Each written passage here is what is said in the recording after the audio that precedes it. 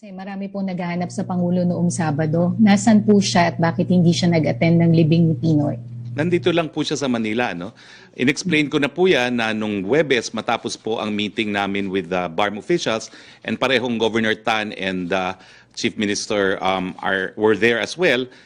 Tinigil na nga niya yung aming discussion at 11 p.m. kasi sabi niya gusto niyang pumunta doon sa lamay ni dating Presidente Noynoy Aquino. Sinabi pa niya in public, Noynoy was a friend, not a close friend but a friend.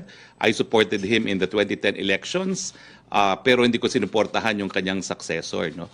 So he wanted to go but he was informed that the urn of the former president had already been moved to the private residence in time. So hindi na po nakapunta doon si Presidente. Pero nung libing, sir? Hindi ko na po alam kung bakit. No? It could be because it's pandemic, no? And we're trying to limit the numbers. And of course, the presence of the president would encourage crowds. No?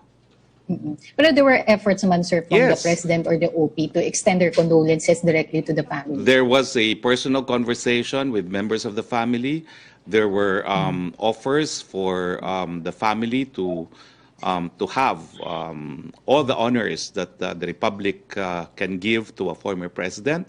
But of course, the palace had to bow to the wishes of the family for a more subdued ceremonies. No? Although, as everyone saw, he was accorded full military honors befit of a president. Ang sabi ko nga, Sir, last na lang. hindi ko na naalala kasi yung honors which we bestowed on former President Cory Aquino, pero parang sabi ko nga, mas moving nga yung ating military honors compared to the honors in the UK. No? I thought ours was more solemn and more dignified and more moving.